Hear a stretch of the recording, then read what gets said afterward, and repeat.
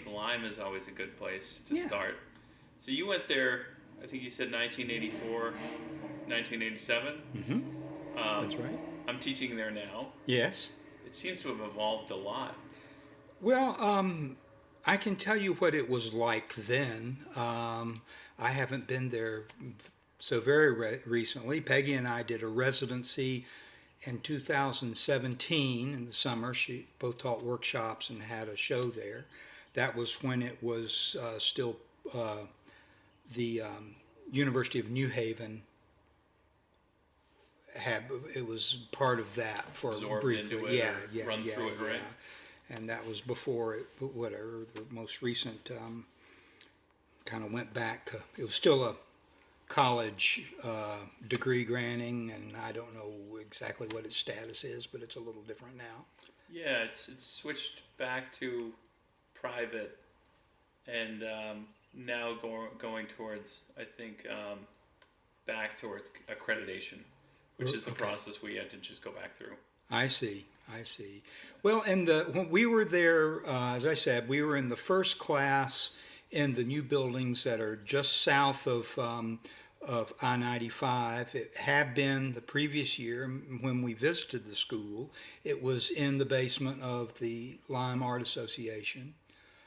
And we were in that first class there. There's not as many buildings as there are now, but there were just those first three studios. One of them is the art supply store.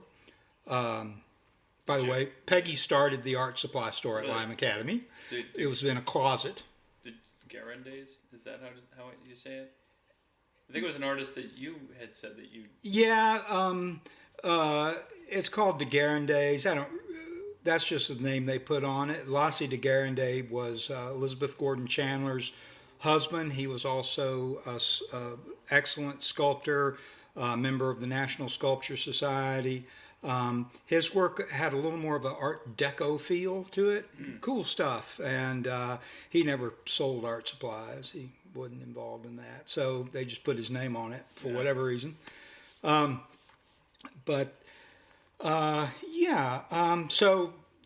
that was a studio. And then there were two other studios back with where Deane Keller taught, which was the figure studio, and that was the end of it. There was a little closet.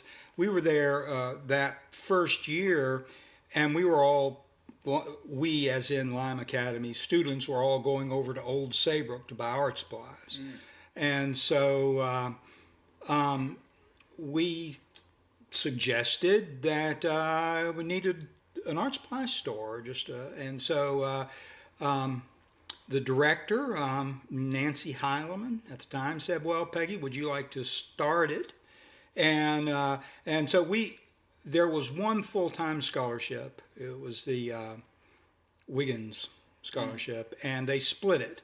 So I monitored all my classes, and Peggy started the little supply store. There was essentially just a closet with a kind of Mr. Ed half door on the front, And so the different teachers said what they wanted, and we got a budget to, the school paid for the inventory. So there was Canson paper and Conte crayons and Winsor & Newton paint and canvas, some good canvas, because Aaron Shikler had started teaching there too. Wow. He taught there for 2 years. So Deane was was teaching figure and teaching painting and teaching, what he called head class, portrait class. And Brackman had been there, had taught back when it was over, in kind of his waning years, when it was over in the basement of the Art Association. And so then Deane was hired. He had been teaching there when we got there, but Mrs. Degas wanted... I know some of this stuff because we were involved. They had student representatives when things were talked about, so I was on some of these things. Wanted another painter of renown, and somehow they made contact with Shikler, and he agreed to do it. His class was set up as the main teacher of figure painting and portrait painting. He taught one class. It was set up on a very unusual, kind of peculiar model, really. We had one model for a month. It started out with morning and afternoon, 6 hours a day, 3 days a week for a month, one pose. Wow. And I was his monitor. So he came out 2 days a month. He critiqued our work at the end of the pose, and he was always so disappointed in it. He was just hilarious. He was a brutal critiquer, and then he'd set up a new pose, and we paint that afternoon, and then one day with him working with us or him reading the New York Times while we painted. It's fine. He was great, and then take him back over to the train station at Old Saybrook, and then we'd paint for a month on these paintings. And then he'd come back at the end and say, well, these were going so well, and you just murdered them, you know. And then, so that was the first year. The second year, they cut a day off of that. So it was still 24 hours a week for a month. So, which gives you plenty of time to ruin a painting, no doubt. Yeah, that's incredible. And do you want to maybe elaborate on, you mentioned Deane Keller, Aaron Shikler, Brackman. Yeah. Were there a few other instructors? Was Dennis Sheehan a part of it as well? Nope, he wasn't. Sculpture was Elizabeth. Gordon Chandler was the main teacher of sculpture. Her husband, Lotsie de Garande, taught. They had one of their students, Norman Lagasse, was also taking some classes. The painting department was Jerry Caron, who no longer living, was teaching some outdoor painting. Deane was also teaching still life. He was teaching outdoor painting. He was teaching figure. He was teaching head. He was teaching drawing, and when we first came. Then he cut back on some of what he was teaching, and they brought Aaron in. When we left in '87, we had a student show there. Peggy and I did a joint show end of that summer. And they brought on the next year, I think is when Dan Gino came in. They hired Dan. They had also hired, I'm forgetting her name. She's a lovely lady. She taught still life painting. And she died Diane Ashleman. And Lou Bonamart taught some watercolor. That was the entire faculty, wow. If I think I'm right. And then by the time we left, who did they have in? They were looking at bringing someone else in to sculpture, and I don't remember who they got. So this was a long time ago. Doesn't seem so. So that's a really great faculty, though. Keller for drawing and outdoor painting and still life. Yeah. And I would imagine he would have left a lasting impression, and Shikler, for sure. Yeah. Who stands out for you in terms of maybe somebody who's made the most lasting impression? Well, Shikler with me. Now Deane was. I should have gotten more Deane. He had this very constructive. He studied out with at the John Herron Institute. Studied with this David Rubens. Studied with Dave Rubens, the anatomist, who wrote the book, which is excellent, and still use. So Deane was a font of knowledge, amazing demos, just off the top of his head, doing these the anatomy of a leg or a shoulder. And Was he a student of Hale or Bridgman? 'Cause it no, seems his father was a student of Bridgman. okay, because it seems like the same kind of Yeah. presentation on the big piece of paper with the chalk with the long. It is, and of course his father had studied with Bridgman. Then his father was at Yale from 1929, professor of drawing at Yale from 1929 until 72, Wow. and was an American student of Rome. I forget what that's called. Where, Freedom you know, Rome? Is it- yeah. There's the Rome Academy, whatever it's American Academy in Rome, Yeah. right? And so Deane studied with him, and then Deane went and studied with Simi. Is that the name? Oh, yeah. And he didn't really like that way of working. He was a more constructive person in terms of his approach. That was very much a very careful copying type thing. This is what he related to me. But he did study, and because his father knew Antigone, and his father was, of course, over the was protecting, a monuments man there in Florence, and so and I got to meet his father. Went to his memorial service and met his father a year or two before. I had this feeling of it was a very nice connection. Yeah. And I was close to Deane, or I felt I was close, and he was a lovely guy. Aaron, I'm more connected to the way he was painting. He's a Degas Yeah. kind of based work, that New York school that almost comes out of Degas' work, and of course he studied with one of the Sawyers. Maybe Moses. Okay. I'm not sure. There were three. Raphael was the It other. wasn't Raphael. It was one of the Sawyers he studied with. So Max's dad actually, I think, was in school with him because he was National Academy, right? I think Who? Raphael Sawyer. I don't know.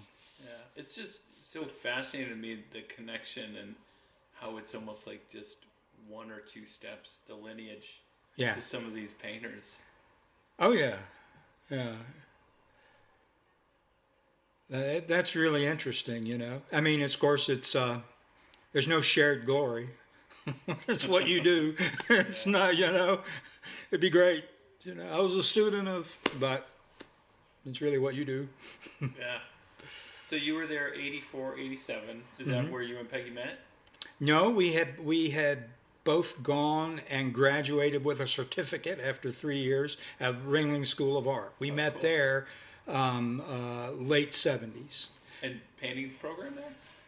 Yeah. Peggy was first in commercial and then switched over because her dad was a painter, and she thought, I don't want to starve. I'm going to go into commercial art. And then she said she was too much of a painter, so she came over, and I didn't know what I was doing, but I was in fine art because we had more time in front of the figure and more time to paint, and I didn't like have anything to do with a ruler, Yeah.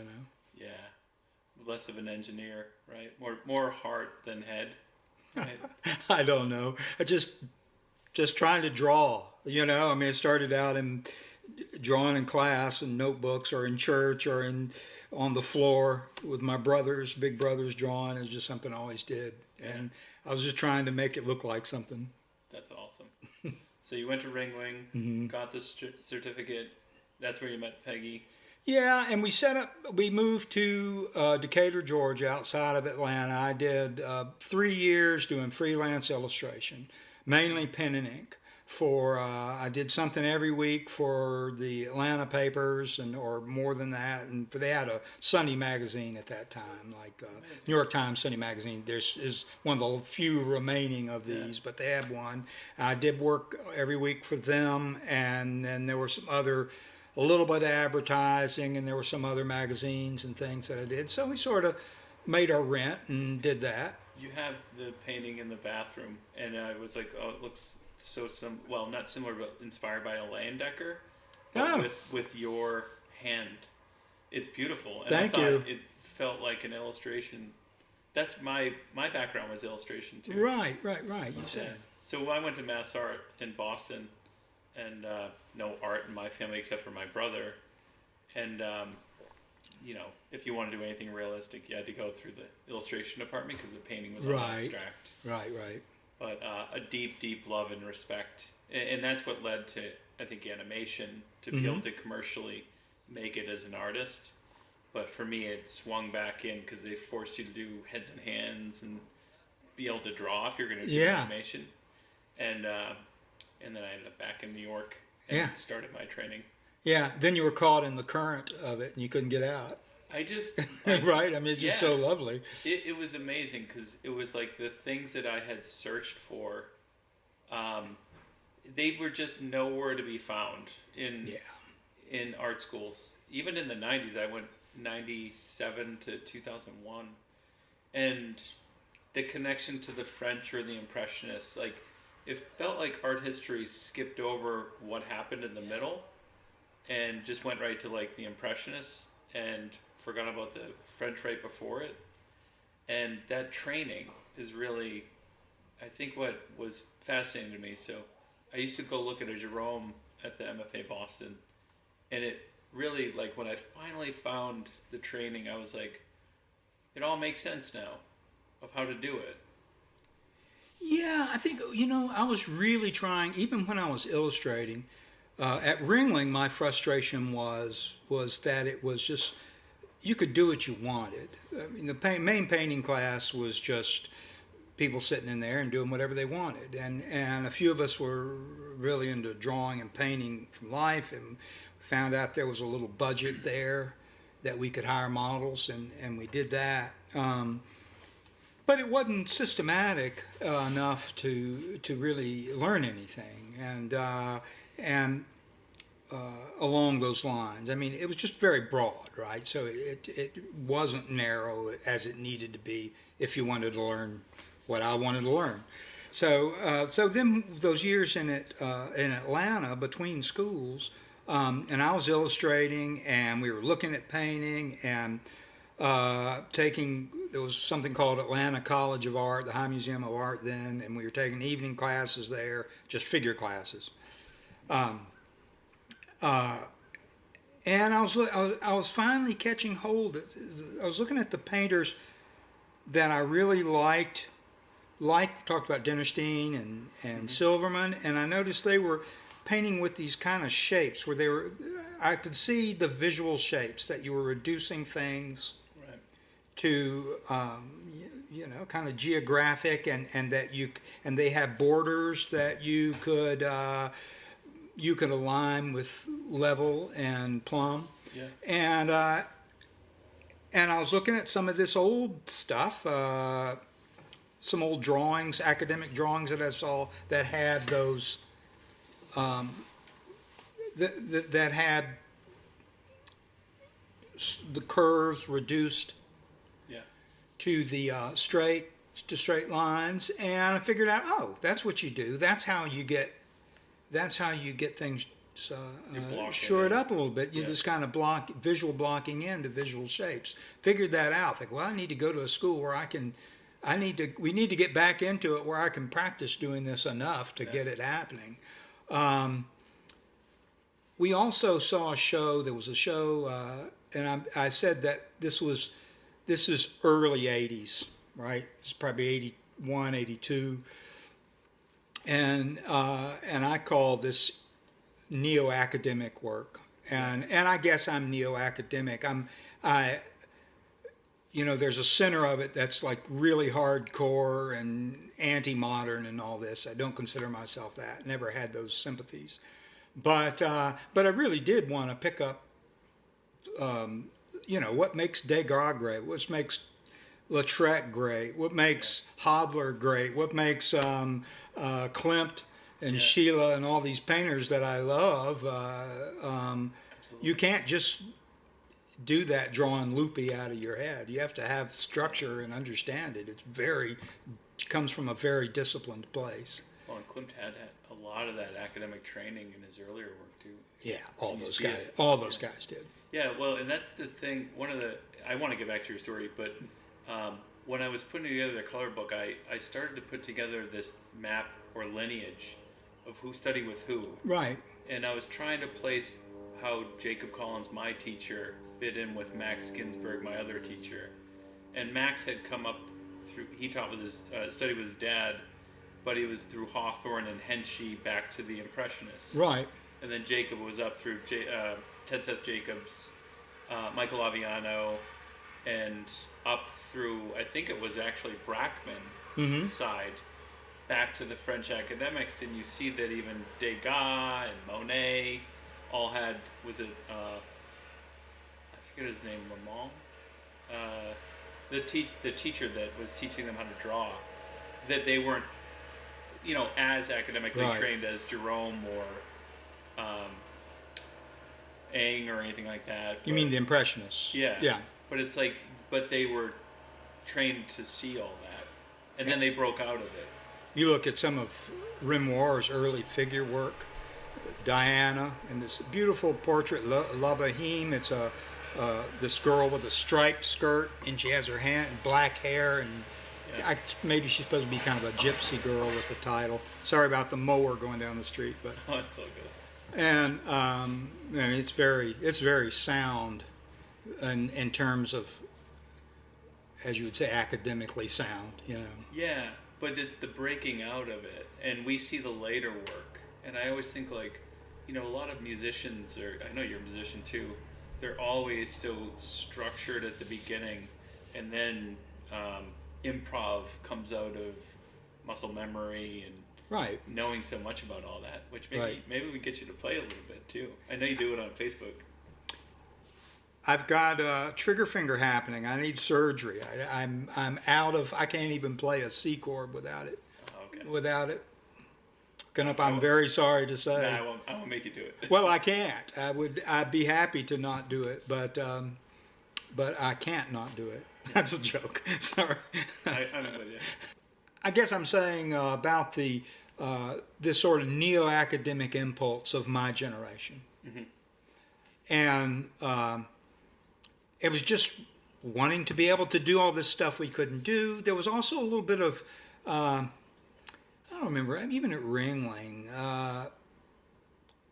I came with a very, very free attitude toward work, very open, because I loved, in high school I just sort of loved it all, right? I loved looking at Andrew Wyeth's drawings and reading about Duchamp and loved Miro, the Spanish and all this stuff. It was wide open. It was all fun and interesting, and I never really lost that. I'm less crazy about Duchamp, perhaps, but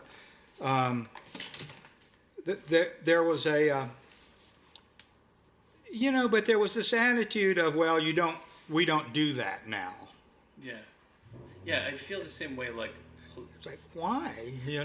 Well, but even like the love, the honest love, when you walk in a museum, and then it speaks to you, and then you learn what you should like, and what you shouldn't like. And that this destroyed that or something, and I'm like, okay, but I still like it. It just seemed like, the way I took it, I was a young person, right? I took it just a bunch of old guys who were defensive. Yeah. And I really didn't want to hear it. I wanted to do what I wanted to do. I didn't go in this to have some old guy tell me that I shouldn't do that when he's all defensive about his own career. Yeah.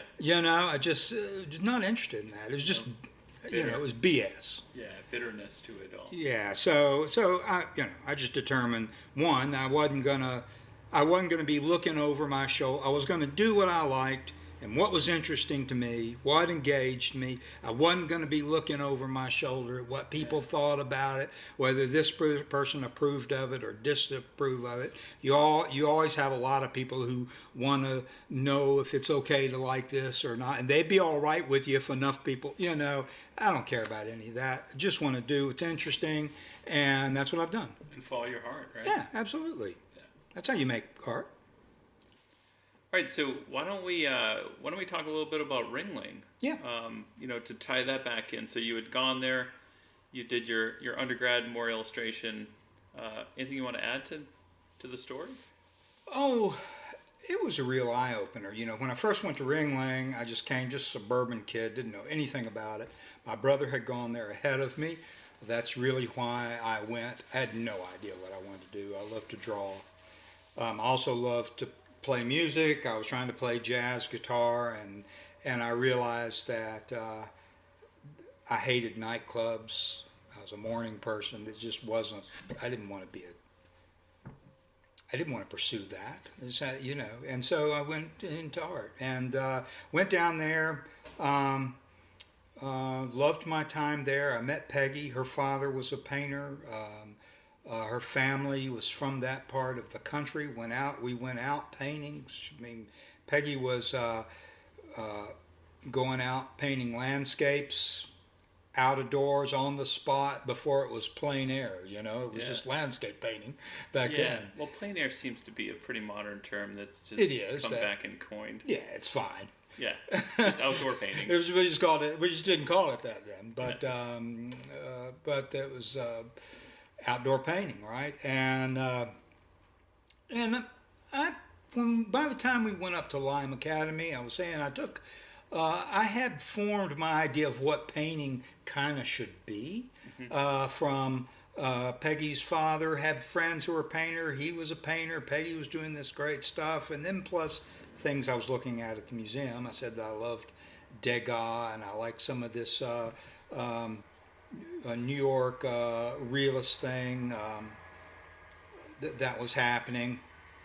So the idea that painting should have a little swing to it, and I went up there with that attitude. Peggy was already making marvelous paintings. She was just a real natural.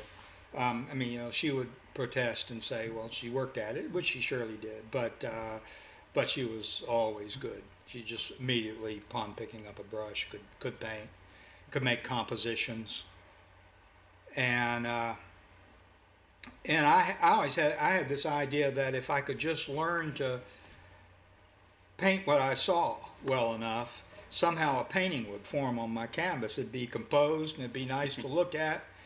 And it's not true, but she's been a great teacher. Just watching how she works over the years, I'm still inspired by it. I mean, she takes 40 by 60 canvases out on location, very naturally, just composes it.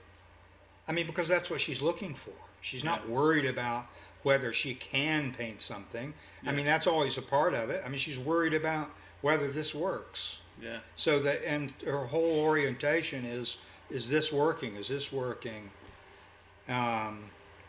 So it's taken me a long time. That's awesome. So she had a big influence, in addition to your teachers, having a wife or a partner at the time. Yeah.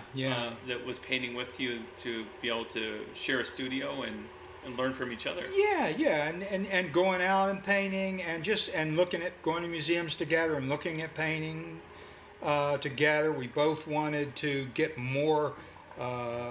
It was really Peggy who, when we went back to school at Lyme Academy, this was all Peggy's doing. I just didn't think I'm a much more kind of cautious person, and I didn't think it was. I didn't see how it'd be feasible, and so this was all Peggy's doing. And we sent off. We were looking at. This is around 1981, 82, 83. In there, we were looking at the National Academy, and said the New York Academy was just starting up. We looked there. We went and looked at these places, and just wherever that you could go and just spend a lot of time in front of the model.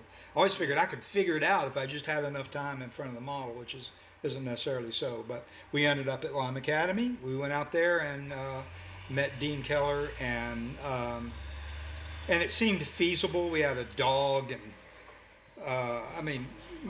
finding a place to live in New York City, where my brother lived, and with a dog, and how to make money, and all this was, I don't know, maybe it just seemed a hard thing to do. And Old Lyme was lovely, and it was great. It worked out really well. So I went. I was interested in when Aaron came on my last 2 years of the 3 years that I studied there. I was very excited about that because I went and looked at his work and we went to his studio in New York City. Beautiful old studio right across from the Natural History Museum, you know, with this fabulous north light window, and just what a place. And he had these beautiful. I was very much into Holbein. That was my hero, you know. Well, the Frick then, right? Frick has a couple great Holbeins. And his work had that that kind of focus in on things that linear quality to it, a very fine, linear, observed edge of the face kind of thing happening. It really appealed to me. And of course, there was the Degas influence. So I was excited about him coming on, and he was. So that was important. He was more in line just with what what I felt about painting, and he was a pretty hard teacher, and that he would give hard critiques, and kind of no. As I said, I told you a minute ago when we were speaking, he was not very analytical person as far as painting goes, but he'd really tell you that isn't working, or that's garbage, or this, don't do that. Don't do that light on the dark side, dark on the light side in the background. That was corny when Rembrandt did it. Paint it flat. He had a very strong point of view about painting, which, I listened to. And then I just tried to figure out what he was doing. Well, because he wasn't very explicit about it. I don't think he really could be. But he got us started with good canvas, and painting light shapes, starting by not color matching, but painting form. He hated highlights. He hated using a lot of accents or brushstrokes. He called that rhetoric. Mm. And you don't want to construct your painting out of rhetoric. It looks commercial. Yeah. So. Oh, that's interesting. Yeah. So this idea of building solid forms. He would start with back when you could get real life for not too much money. Winsor and Newton Naples yellow made with lead. And Kremnitz white was made with lead, and these things were silky, and it wasn't too expensive. And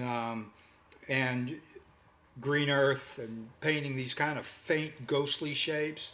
It's just, you see it in Degas too. You look at his starts, and just building up the forms out of a mid-value dry ground, just ghostly building, composing by these shapes across the canvas, and just having the forms come out. So you're both working up and down.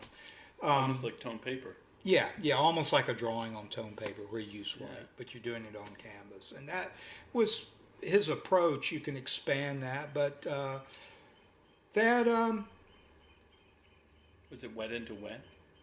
No, it's pretty much, well, you're starting with a dry ground, like a mid-tone dry ground. Yeah. Gray or green, or maybe a toothy canvas. Not toothy like some of these I use, but fairly toothy. I love the tooth of your canvas. And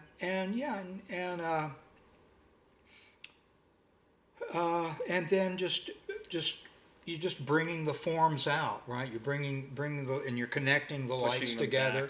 Yeah. And so the modeling is. So it's not. I remember I did a painting. I went home on a Christmas vacation or summer, and I did this little painting of my father. And Aaron critiqued that along with another painting I did, a portrait I was doing, and he said, "No, that's value painting." Yeah. a real put down, right? Interesting. And so that idea of constructing a painting out of that's value, you know, that's value 8, that's value 7, that's value, Oh. putting it together like that where you're Yeah. pre-constructing and putting the stuff, you know, it's So, yeah, not that so, way at so all. matching the value to the Yeah, color. that was not his way. It And seems like a very Riley thing, right? Frank Riley? yeah, I guess so. I don't know, but Yeah. to him that was almost as bad as putting highlights on everything. Garbage. I don't know. And he was funny because he would he had this is a sort of delightful contrarian spirit. So if you tried to get on his good side, like butter him up, like what he liked, he'd take the opposite side against you. I love it. Or if he would say something about, yeah, well, look at what Sargent did that, and so you want to go, yeah, I like Sargent. Oh, you don't want to look at Sargent. Yeah. You know, sorry, I'm trying to fake the accent, but very, very contrarian. And, Well, and while that's being great. gracious, he was a real loving guy. But but anyway, so I don't know. Keep you on your toes, right? Yeah. So that's Lyme Academy. And then I'd say that still influenced me most in the way I paint. I kind of keep coming back to, you can explode that idea out and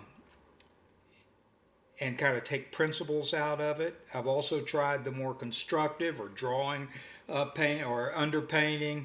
I really looked at the, Harold Speed books way back then, and the J. Solomon book. Yeah.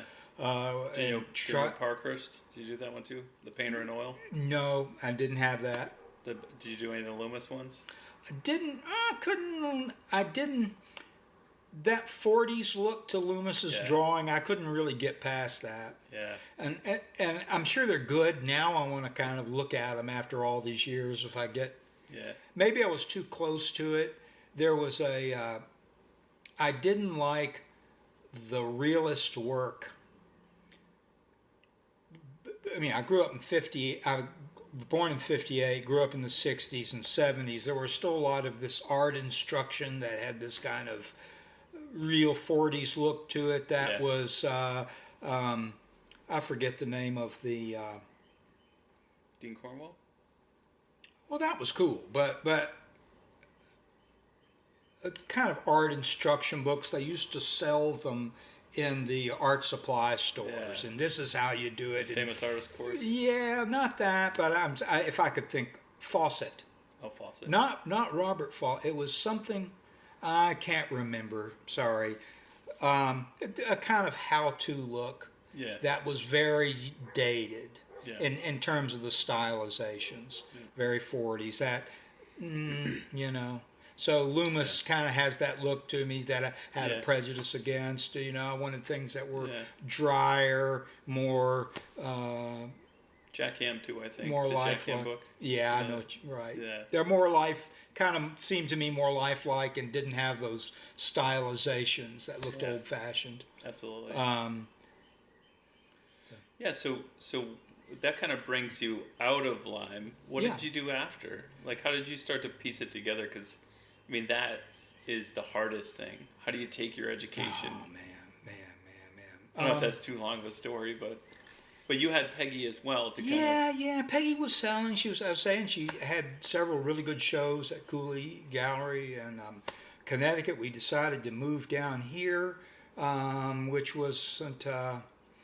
She just wanted to paint the mountain south. I was thinking, well, I'm doing portraits, but I should probably be near population centers because portraits involve people. Yeah. But we moved to the landscapes won out because she was selling. And I was thought I was going to be writing the Great American Children's Book or something.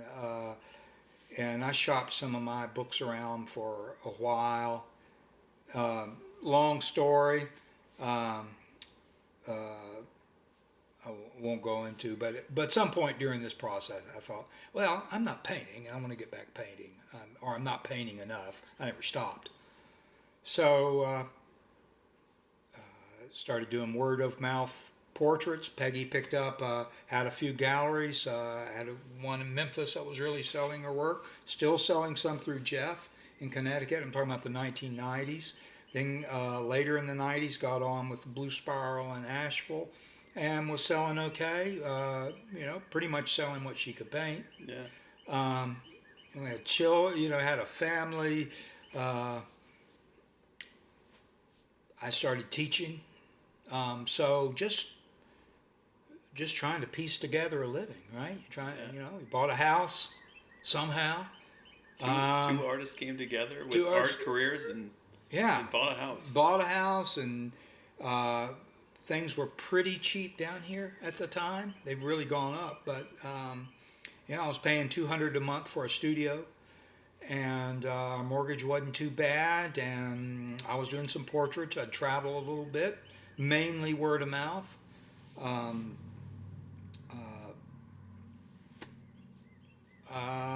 Teaching some, Peggy selling some paintings, just piecing it together. It was sometimes pretty rough, because, no money comes in for months. Yeah. Selling paintings is the hardest thing. Yeah. I mean, you've been doing it longer than I have, but I teach because because I love to teach, but also it's steady. Yeah. And I know what's coming in there, and then the variable for me that's unknown is if a painting will sell. Right. But it's always a great call from a gallery to say that it did, or you have a commission and you're like, okay, we can eat. But I also have a wife who has a full-time job, which helps. But so that kind of brings us to like where you are today. Mm-hmm. And you're running, you have a little studio here. It's Mm-hmm. not really little. Of course, in New York, this would be humongous. But you have this beautiful studio here in Jonesboro. I always get it wrong. In Jonesboro, and you're teaching just classes in the mornings. Yeah, 3 mornings. Yeah. So why don't you? I'm bastardizing it. Right. I teach. I have now a head and hands class, and have just a head class, portrait class. I mean, they're both portrait classes, and then a still life, which is not just for beginners, but it does accept beginners. And so we can get people up and running with mixing paint and what are materials you use, and some different ways of gathering information to make paintings, whether it's visual shapes or perspective, and organizing via light and shadow, and we do slideshows and look at the vocabulary from painters. And paint live model paintings. I'd like to get another figure class going, but we'll see. I only have so much energy and still have a lot of family stuff going that limits it. But does Peggy come in and teach too? She'll teach some workshops, outdoor workshops for landscape. She was teaching 3 a year, a summer painting in town, in this beautiful old town workshop, then painting water or painting in the mountains, and then a fall painting one. Yeah. We're going to teach a joint workshop coming up in May called Life, Light, and Atmosphere. Peggy will take students out in the morning, 5 days. They're painting landscapes. They come in the afternoon. After a couple hours of chilling, I do a afternoon class where we're doing some still life, and then with a little figure where we're just exploring using light, the flow of light through paintings, and organizing not just by object but by light. Right? That's amazing. So, yeah. So 2 perspectives. Well, we're trying to kind of tie them in. Yeah. That's awesome. But yes, 2 perspectives. Yeah. That's invariably. Yeah. Amazing. So how did you? Why don't we talk about some of your commissions and portraits that you were doing? Yeah, I've always painted from life, from sittings. I ended up doing mainly children, not exclusively. You know, it was a big change to go from Lyme Academy, where I'd have endless hours in front of the model, uh, to, to painting. You soon learn that just doesn't work. With children, you have 2 to 3 sessions maximum. They're usually give you, and they'll give you the first one. They usually kind of give you that because they don't know what to expect. Second one, they're restless. The third one, they're very restless and tired of it. The fourth one, you're a sworn enemy. They hate you. And so you just simply have to get work done. And so I had to relearn to paint. Relearn. I hadn't learned. I didn't know anything. I could make some paintings that looked all right, but just labor and going at it. But I had to learn to get things quick. I never really liked the kind of bravura looking painting with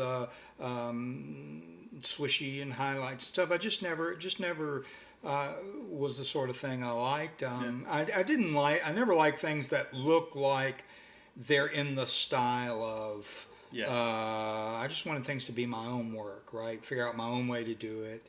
Yeah. So my friend, the fantastic painter Chuck Bowdish, who just died a year or so ago, Chuck, I saw a show of his work in Atlanta. He lived in New York. I saw a show of good many years ago, maybe 30 years ago. I don't know. He was using a very heavy canvas, very heavy linen, almost knotty. And I just loved it, and I realized that I could use that to, you could get soft edges, I could get the kind of modeling that I wanted to quickly. Of course, I learned to use line. In my work, it's not, line is mainly on top, it's not underneath, right? So I just use it. These aren't contour lines necessarily. They're just using it now and then to stand for certain things. So if, say, on the light side of a figure, you can draw the edge of the background as a line. It looks like a line. It's really just the edge of the background. Yeah. But if you're doing that, you can't cut into the figure because it's the background, right? Yeah. And so if you use that, on the light side in selected things, it can act as space. It goes behind, right? And then of course on the dark, if the figure on the shadow side of the figure, that would be the contour line, right? Because you'd be against so if you're very careful about what your line is doing. Is it grouping? Is your line massing? Is it separating foreground figure from ground? Line can do all this work, right? And I learned to do that, just kind of figured it out, and also reading what some old illustrators said, like Sullivan, who was the illustrator that Rackham, pen and ink illustrator that Rackham kind of got his thing. Yeah. He did the Grateful Dead skull with the flowers around it. That's an old Sullivan, right? He was a British. He wrote a book that was in the Lyme Academy library way back when. Wow. I think it was given to them by the cartoonist John Dirks, who did Old Story. Yeah. His father invented the Katzenjammer Kids. Anyway, wow.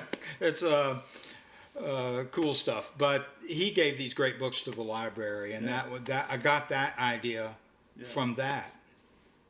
But learning to just using posterizing effects to create not a stylistic look so much, just an abbreviated way of working so that I could work from life. Yeah. And I could get what I wanted. And some of this, I was just out on my own trying to figure out how to do it and how to do it quickly and to make something that looked good on a wall. Wasn't these little monkey-sized portraits. It was a full-size head, just under life. And from children. Also, I learned to use I would take, I hadn't done this in a while, take DVDs, and before that, VHS, little TV, get the child placed where their eyes were looking where I wanted it, and the light where I wanted it, then rig it up where the TV was up there, and watch a few. The session would last a Walt Disney cartoon with ads on the front, and then the 90-minute, if you're lucky, some of them are 60 minutes, and then you were done. But it had a narrative arc, so they wanted to be there during that. It couldn't be anything they had already seen.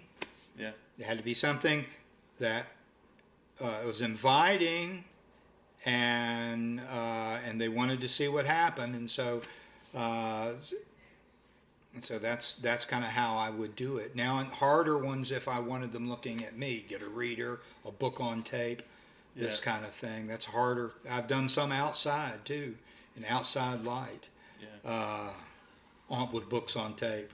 Yeah. Wow. Yeah, it's tough. It's a tightrope, and that you're sitting with the family, and you had a hard day, and they're like, well, you're having dinner with them, you're staying with them. How do you feel it's going? Great. And it has to go great, but it really needs to work. The best ones work immediately. Yeah. But sometimes you got to learn to, sometimes you're having a struggle, and learning to not have the downer voices that say, you're having a bad day. You're not going to get this. This is terrible. Getting that shut off. Yeah. And learn just to reconcentrate. See the shape, see what you're doing. Just calm it down, look, and don't listen to that stuff. Yeah. And learning to that's hard work on the spot, but really interesting work. Have you had to work from photography at all? I've done a few posthumous portraits. I've done a few of these. I hate it. I can't paint that way. Yeah. There's not the information I need from photographs. Yeah. And it's flat, and it's like a bonanza, Oh, it's sitting still for me. Well, you can't get away from it. Your painting looks like the photograph. Yeah. And so, well, add something to it. Add what to it? Yeah. There's nothing to gather. You can't go deeper into it. No, I really don't like it. And there's always and it's just not what you want, and it's not what I see. If someone's sitting there and I look at them, I can take a photograph from exactly where I'm looking, and it doesn't look like what I see, and it doesn't look like my painting. Well, if you do that, you say, well, I'll paint from life, but I'll just to be on the safe side, kind of an insurance policy, I'll take some photographs. Well, those are sitting over your shoulder. They become the outside fixed reference that is the comments on your work. Yeah. Yeah. And you think, oh, I didn't get this right. Oh, I didn't get this right. And it didn't. The photograph isn't even what you're trying to get. It's not what you saw. It's not the life you're trying to see. No, not only will I not use it, I will not take photographs when I paint a model for that reason. I don't want to be sneaking peeks at it. I don't want it sitting there critiquing my work, and it's not even something I want. Yeah. Yeah, that's beautiful. I love the, your work has a beautiful language to it. Thank you. I absolutely love it. So appreciate it. Awesome. So you had mentioned Degas earlier, and your love for Degas, and I know Jerry, our mutual friend Jerry Weiss, has an admiration for him as well. I love him. Can you talk about Degas? What do you see in his work? Because you were talking about Lyme, you were talking about that kind of ghostly working out of the mid-tone thing. I mean, it's such beautiful work. I think we had several art books on Impressionism when I was growing up, and I was very drawn to his work. And then when I started drawing the figure, it just spoke to me. What's interesting to me about his work is that he brings a different kind of, it's a Northern European Renaissance type composition. He really looked at Holbein, you can see, and he copied from Holbein. And where you have, if you look at Holbein's compositions with, instead of this Baroque kind of swirling compositions, or even Raphael, where you have more space, you have a tighter crop. You have there tends to be a kind of with chairs and objects. There is a kind of perpendicular composition that you see in Holbein. Definitely see it in Degas. He's looking at front lighting. Yeah. Right. Instead of heavy chiaroscuro lighting, it's mainly, most often, not exclusively, front lighting. You can see that in his language. I observed. I made this discovery, which I hadn't read anywhere else, but you can see it. There's a early painting of Degas at the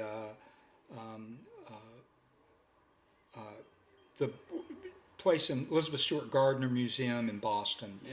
And it's this beautiful portrait. I'm going to slaughter Gauguin, Madame Gauguin. I don't know. I'm going to slaughter the name. Don't judge. It's all good. But it's fabulous. Look it up. It's just gorgeous. And I loved it when I saw it there in person a few times when we lived in Connecticut, and we'd sometimes go up to Boston. I had it open one day in the studio I was painting, and I thought, Holbein's Nicholas Kratzert. That reminds me of Holbein's Nicholas Kratzert. I wonder if that painting, which I had a Holbein book, I don't know where that painting is. I wonder if that painting's in the Louvre. I opened it, it's in the Louvre. And so I realized that. So if you look at Nicholas Kratzert by Holbein next to this painting that I mentioned of Degas, you see it. He's just using the language of that painting for this painting. Yeah, I love that. And then you also look at his painting, The Collector of Prints, that's at the Met. I love that. Same language coming off of the Nicholas Kratzert painting by Holbein. I know which one you're talking about then, because it's the same two paintings I always look at. Yeah. And I think it's a woman with like a yellow chair that she's sitting in. She's in a red. She's wearing black. The wall is goldy yellow behind. Yeah, and her. she has a black hat, right? Yeah. Those two together, I've always loved. Okay, look at those two paintings together. Yeah. Then look at Nicholas Kratzert together, and that's the piece that you'll see. It's funny that you say Holbein, because right when you said that, my mind was like, of course. Yeah. Because there was a painting, they just had the Manet Degas show at the Met, and the way he composed it felt familiar. Right. And then again, when you just said it, I was like, oh, Holbein. Then you look at Mary Cassatt's work when she started hanging with Degas. And she's using this same tight crop, this perpendicular architecture of a chair back, flat lighting from front. She's doing the same thing, same Holbein language. Interesting. And there's this famous painting that she did, and some of these stories you don't know whether to believe, but suppose it was a painting that was found in Degas' studio. It was attributed to him. Then it was realized it was by Mary Cassatt, and she supposedly. She heard him say that women can't paint with style, don't have style or something. So she painted. I kind of don't believe that, but anyway. Yeah. But when he saw the painting, he said, "What style?" or whatever. Yeah.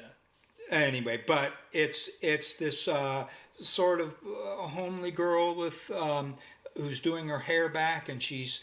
It's a famous painting. She's wearing white. She's in front of a washstand, and a fabulous painting. Yeah. And you really see that language. That's beautiful. And then Mary Cassatt, of course, is using a real forced. her color compositions are usually down to 2 or 3 colors. Very forced color in terms of green chair, green fan, yellow skin, or just just very simple, interesting colors. So that. Yeah. So after Degas, I was looking at her too, and because I was trying to paint some more free kind of stuff. But how do I put together portraits and I really liked that language. And I loved Holbein.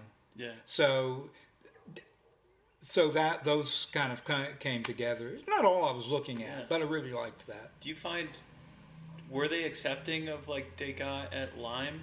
Because I feel like in my training we didn't really talk about Degas at all, but I would go to the Met and I would see these beautiful, not the dancers, which is what everybody thinks about. Yeah. But his painting. Oh yeah, we saw that. Oh, there wasn't a to the degree that. There wasn't like a school pointing, we like these people or don't like these people, right? But there's sometimes is that now. Well, I'm sorry. There shouldn't be that. But, Aaron,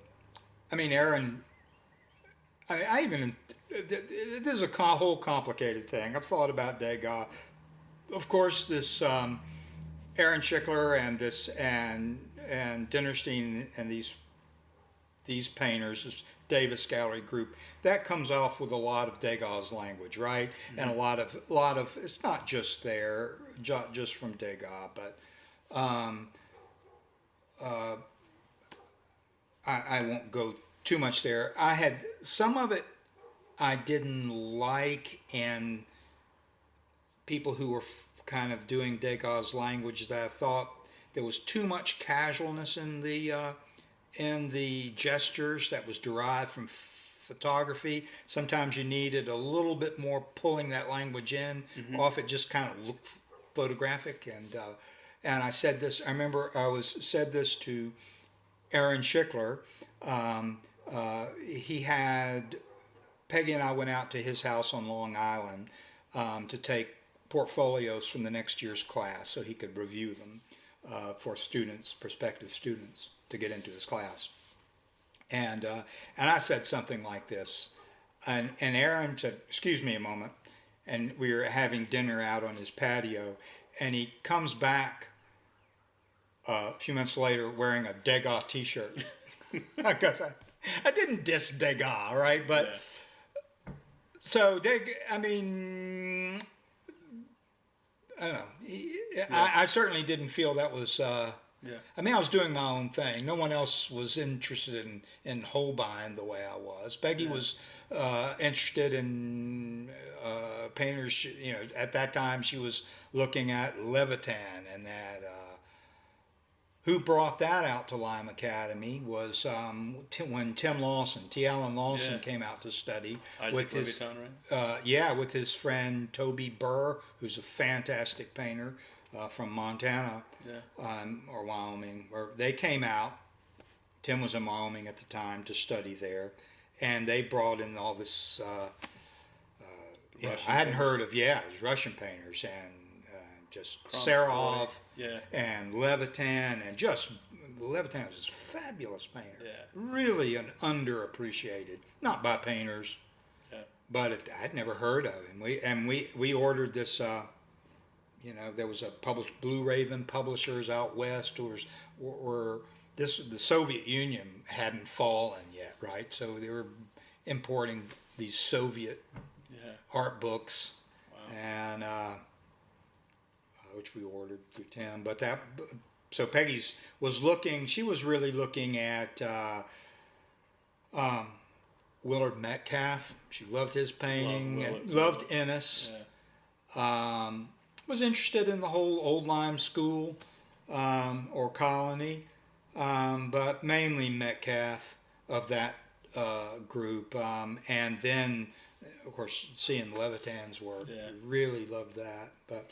Metcalf was from Lowell, Massachusetts. That's where I'm from. Right, I guess I remember that. And Whistler was too, and Kerouac and a bunch of others. But I never knew it. And then, these painters that I love, like a lot of the American Impressionists, we were talking about Benson and Tarbell.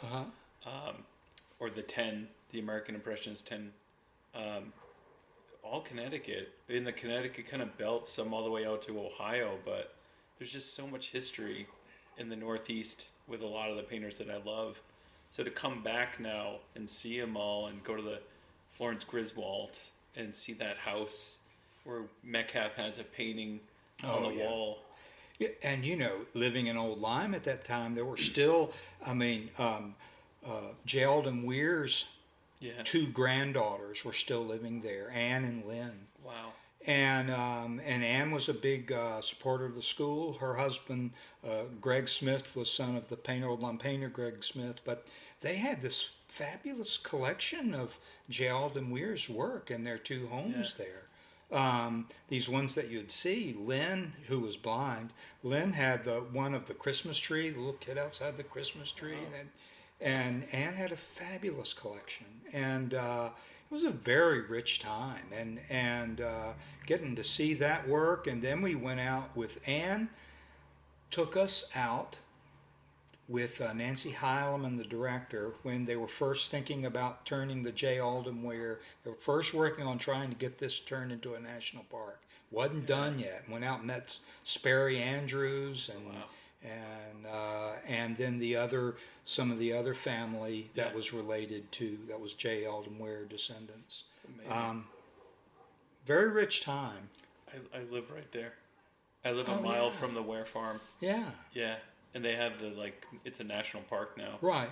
And I go and paint. I'm not a good landscape painter, but I'm just so inspired because the studio is still there and set up. But there's so much rich history of painting in that area to tap into. And Cooley was selling a lot of, the American Impressionists, which are some of my favorites.